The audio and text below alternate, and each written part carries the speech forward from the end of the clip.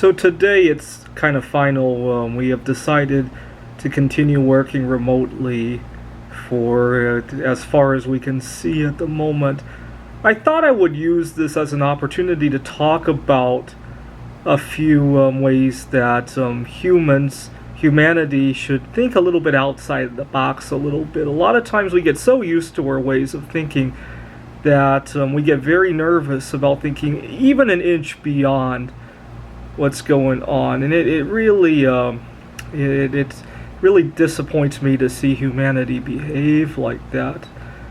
So during the first wave of the COVID lockdown, I made use of it as an opportunity to change some lifestyle habits. I used to have binge eating problems. I used it to correct some sleeping disorders. I used it to write a number of computer games. But when I look around myself, there are some people who are doing that, but I see a lot more people using it as an opportunity to drink, to do drugs. They talked about how even though our roads are a lot emptier, there's a lot more deadly accidents because people are driving a whole lot faster and they're drinking and driving because they feel like they can get away with it, right? And this is sad. When there's so much risk going around, when you're already missing out seeing your friends and going to the office, the last thing I want to do is to get into a car accident and worry about how do I replace my car, worry about my health. That's the last thing I want. Now, I was reading a paper on economics, and they were talking about different economies around the world and how in some parts of the world there's a lot of unpaid labor, right? People who have to tend to their household, right?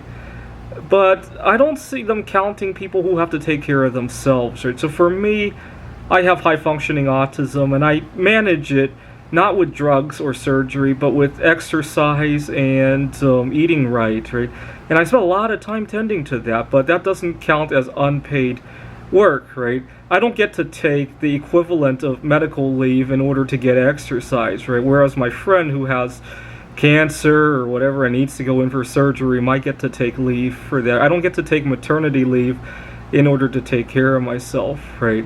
Not that I should, but I feel like a lot of that doesn't get acknowledged, right? What about when I write some publications, which I've been doing a lot during COVID, in order to network with the right people, not only just for my career, but so one day I can meet the right partner in life, right? I don't see that getting counted as unpaid work. I spent a lot of time doing that. I spent a lot of time certainly getting exercise and eating right. Right. Now that should count toward the economy.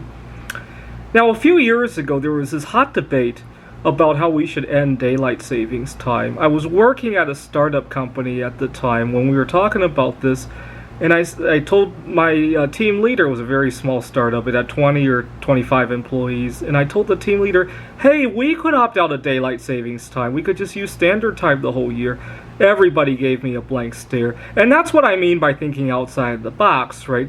People hear that as a foreign language, right? Or even an alien language, when it shouldn't be that way, right?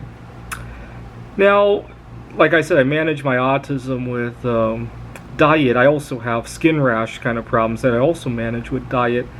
Now I go to a restaurant, a fast food restaurant, I asked the people there, would you mind changing gloves before you prepare my food? Thank God last year there was another good reason to ask that, right?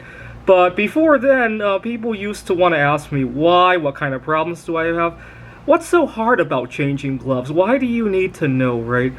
It just forces me to divulge all this, and sometimes people want to talk even more. Oh, they have a son with autism too. I don't want to talk about that when I just want to go to a restaurant, right? Especially if I go with my colleagues or a date, or just change the gloves. I mean, what's so hard about that? Now, speaking of dietary restrictions, sometimes when I go to a national park, there are big warning signs that we shouldn't feed the animals there, right? Because our human food is so dangerous to them. It's equally dangerous to us, right? But people don't give that a second thought, right? It's bad that we have to give animals cancer and heart disease. It's pretty bad that we give it to ourselves too. So think outside the box.